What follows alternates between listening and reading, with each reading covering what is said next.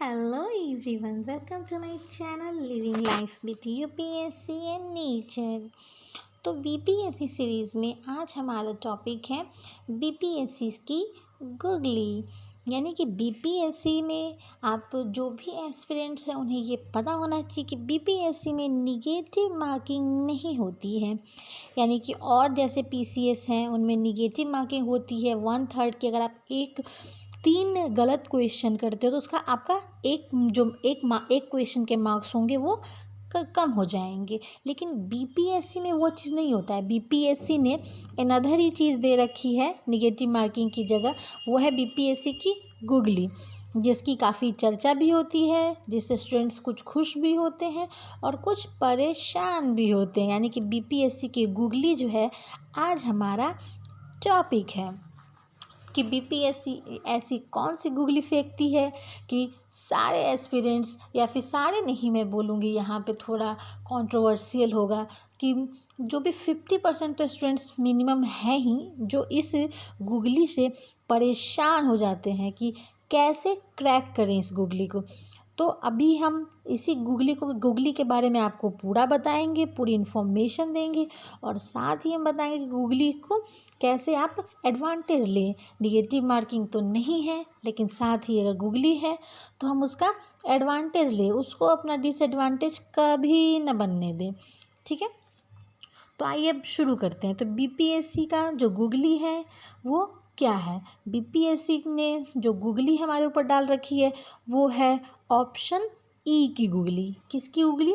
Option E की googly. ये जो ऑप्शन ई है ये बहुत डेंजर है, बहुत ही ज़्यादा डेंजर है। जैसे कि आपको क्वेश्चन में सामान्यतः दिए जाते हैं 4 ऑप्शन, लेकिन बीपीएससी देती है आपको 5 ऑप्शन। वही पाँचवा ऑप्शन जो है, पाँचवा ऑप्शन वो गूगली है। इसमें क्या देती है बीपीएससी कि आपको करना होता है इनमें से सब, या फिर इनमें से कोई नहीं, या फिर उसमें दिया होता है कि एक से अधिक आंसर।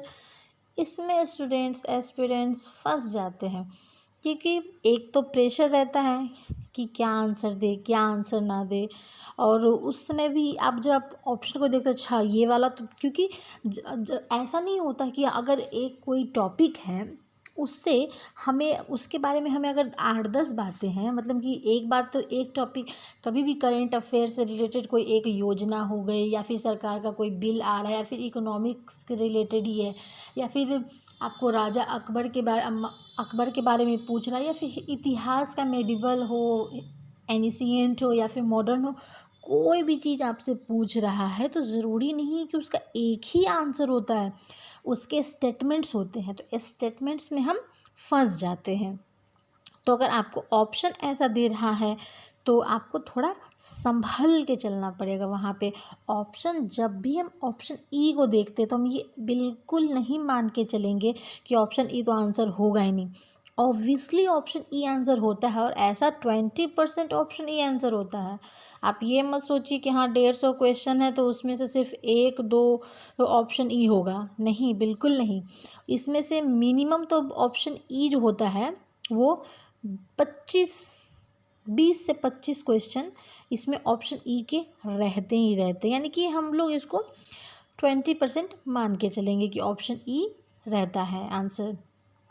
तो अब हम क्या करेंगे, जैसे कि ऐसा बहुत मतलब बहुत से एस्पिरेंट सोचते हैं कि ऑप्शन जो सी होता है, जब हर जगह फंस जाओ तो ऑप्शन सी के साथ जाओ, ऑप्शन सी हमेशा करेक्ट होता है। ऐसा स्टूडेंट सोचते हैं, एस्पिरेंट सोचते हैं। ऐसा होता नहीं है कि फंस जाओ तो ऑप्शन ई के साथ चले जाओ। वो एक तुक्का पहले माना जाता था, वो यूपीएससी के टाइम पे माना जाता था। बीपीएससी के टाइम पे ऐसा कभी नहीं माना गया है कि ऑप्शन सी, जब फंस जाओ तो ऑप्शन सी के साथ चले जाओ। यूपीएससी जब एग्ज़ाम लेती थी तो उस वक्त क्या था ना कि वो उसमें मेंटेलिटी इतनी ज़्यादा मतलब वो नहीं सोच रहे कि बच्चे इतने तेज होंगे। अभी क्या है ना कि बच्चे बहुत ज़्यादा जागरूक हैं, बहुत डीपली पढ़ते हैं। पहले के जो एस्पिरेंट्स हुआ करते थे वो रट्टू-मल हुआ करते थे। अभी के स्टूडेंट्स, अभी जैसे कि आप देख रहे हो कि यूपीएससी में मोस्ट ऑफ द स्टूडेंट्स क्या होते हैं, इंजीनियर्स होते हैं। इंजीनियर्स में भी नॉर्मल इंजीनियर्स नहीं होते हैं, उसमें भी इंजीनियर्स होते हैं आईआईटी वाले, एनआईटी वाले। तो आईआईटी और एनआईटी का जो सिलेबस होता है और जो उनके एग्ज़ाम होते हैं, तो भैया उस एग्ज़ाम में वो पढ़ते पढ़ते उनको पता हो जाता है कि हाँ उनको क्या करना है, कैसे करना है, कैसे वो डीपली पढ़ते हैं। और डीपली पढ़ते तो पढ़ते हैं, साथ में उनको इतनी प्रैक्टिसेस होती, इतने उनके टेस्ट होते हैं। आईआईटी एनआईटी कोई ऐसा नहीं है कि चाँद पे पहुंच गया टाइप, बिल्कुल भी नहीं।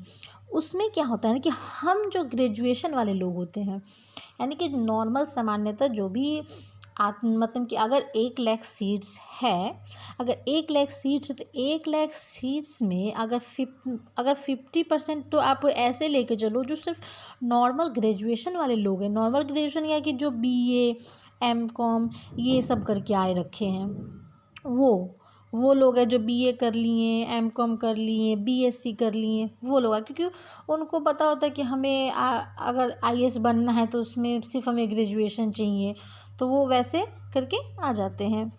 और इंजीनियर्स तो अभी भर के आ ही रहे हैं। तो हमारे जो ये ग्रेजुएशन वाले लोग होते हैं, इनके पास टेस्ट का अनुभव नहीं होता है।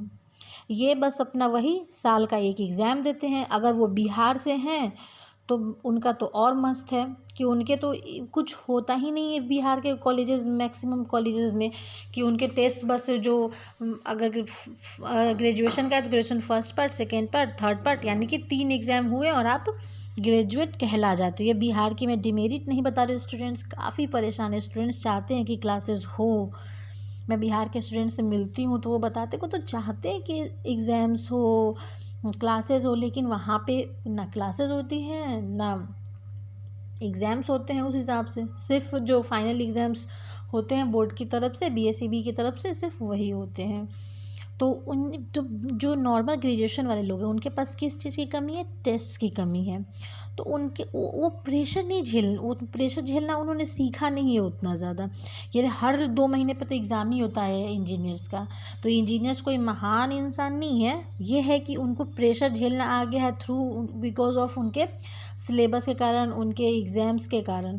उनके इतने टेस्ट होते हैं कि आज टेस्ट का पढ़ के आए, पता चलता है कि फिर से टेस्ट का ही पढ़ना है। तो उनको पढ़ते वढ़ते वो लोग कुछ नहीं है, जितना नॉर्मल ग्रेजुएशन वाले लोग पढ़ते हैं उतना नहीं पढ़ते हैं वो लोग हमेशा एलिमिनेट करने का सोचते हैं कि कैसे एलिमिनेट करें कि आंसर आ जाए, कैसे कम पढ़े और उससे ज़्यादा आंसर आ जाए। उनका माइंड उस हिसाब से चलने लगता है। 4 सालों के जो उनकी 4 सालों से वो अपने दिमाग को ट्रेन करते हैं तो उतना तो उनको फ़ायदा होगा ना। कहते हैं कि 21 दिन में, अगर साइकोलॉजिकली देखा जाता है कि 21 डेज़ में आप अपने दिमाग को जो बोलोगे दिमाग उसकी आदत बनाना शुरू कर देता है। और यहाँ पे तो इंजीनियर्स के पास क्या है, 4 सालों का एक्सपीरियंस है। तो इंजीनियर से ज़्यादा परेशान ना हो, वो आपके जितने ही हैं। आपका जितना माइंड शार्प है उतना ही माइंड शार्प है। बस उनका क्या है, वो कोई एक्स्ट्रा नहीं वो जानते हैं और ना ही इसमें उनके इंजीनियर के सब्जेक्ट से रिलेटेड कुछ आएगा। बस उनके पास 4 सालों का एक्सपीरियंस है। 4 सालों में उनके पास क्या है ना कि टेस्ट देने की आदत है। तो वो आप भी कवर कर सकते हो। आप मॉक टेस्ट जितने होते हैं आप मॉक टेस्ट लगाया करो, ठीक है। अगर आप मॉक टेस्ट लगा रहे हो तो आपको प्रॉब्लम उतनी नहीं आएगी।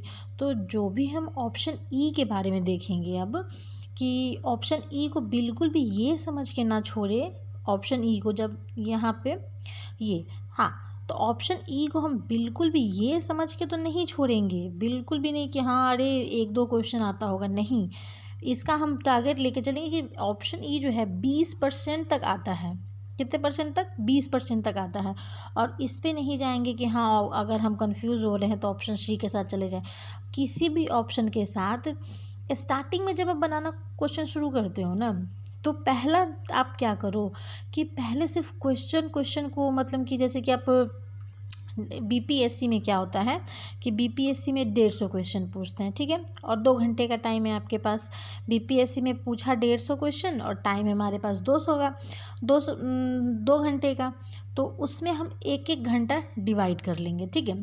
तो हमें टारगेट नहीं कर, हमें ऐसा नहीं है कि हमें पूरा 200 क्वेश्चन सही चाहिए, ऐसा बिल्कुल भी नहीं कि हमारा पूरा 200 क्वेश्चन सही, मतलब 150 क्वेश्चन सही होगा तो ही हम क्वालिफाई करेंगे, ऐसा नहीं है, ठीक है। तो हम पहले यहाँ पे टारगेट करेंगे मतलब 70 क्वेश्चन को हम टारगेट करेंगे कितने देर में, 1 आवर में। 1 आवर में हम टारगेट करेंगे 70 क्वेश्चन की। हम जब वो 2 आवर का एग्ज़ाम है तो हम अपने टाइम को यहाँ पे डिवाइड करेंगे 1 आवर के 2 पैटर्न में, तो कि एक बार में हम 70 क्वेश्चन बना लेंगे, ठीक है। तो 1 घंटा में हम 70 क्वेश्चन का टारगेट रखते हैं। तो 1 घंटा जैसे ही हमारा होगा, उसमें हम देखेंगे कि हमारे 70 क्वेश्चन बने कि नहीं बने, उसके बाद हम फास्ट जाएंगे, क्योंकि 70 क्वेश्चन का टारगेट है। तो आपके जब क्वेश्चन का ही आप टारगेट पहले कर लोगे, जैसे कि मैं आपको यहाँ पे स्टेप्स बता रही हूँ कि आप एग्ज़ाम में ऐसा कौन कौन से स्टेप्स लो कि आपके जो मार्क्स हैं वो ज़्यादा से ज़्यादा सिक्योर हो जाएं और आप ज़्यादा कंफ्यूज नहीं हो, ज़्यादा परेशान नहीं हो, ठीक है।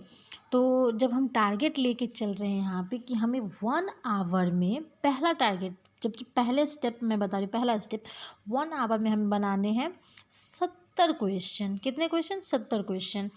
तो इसमें क्या करना है ना कि आपको क्वेश्चन मतलब पढ़िए, आप कितना क्वेश्चन को आप पढ़िए, एक बार पढ़ के सीधे आंसर पे कूद गए, नहीं, ऐसा नहीं करना है। एक बार पढ़ के आंसर पे नहीं कूदना है, हमें क्वेश्चन को किसी भी हाल में, जो भी हम क्वेश्चन पढ़ रहे हैं, मैं ना आपको अभी समझाने के पर्पज़ से बोल रही हूँ, आपको मैं क्वेश्चन भी अब आगे बताऊँगी। अब धीरे धीरे मैं क्वेश्चन से आपको क्वेश्चन टेस्ट सीरीज़ बना के दिखाऊँगी कि टेस्ट सीरीज़ आप कैसे लगाओ, क्वेश्चंस को कैसे कवर करो। तो जैसे कि आप क्वेश्चन नंबर 1 आप पढ़ रहे हो, ठीक है, 1 क्वेश्चन, उसका सीधे आंसर के हम ऑप्शन पे भाग गए, ऐसा नहीं करना है। क्वेश्चन पढ़े, 1 बार, 2 बार पढ़े, 3 बार पढ़े, फिर इसके ऑप्शंस पे जाना है। ऑप्शंस में आप ये देखिए कि आपके माइंड में क्लिक क्या कर रहा है कि ये चीज़ है, ये चीज़ है, चीज़ जो क्वेश्चन में हमसे पूछा है, क्वेश्चन को अगर 2 बार आप पढ़ लिए, 3 बार पढ़ लिए, तो आपको रिकॉल हो जाएगा कि इसका आंसर क्या था, ठीक है।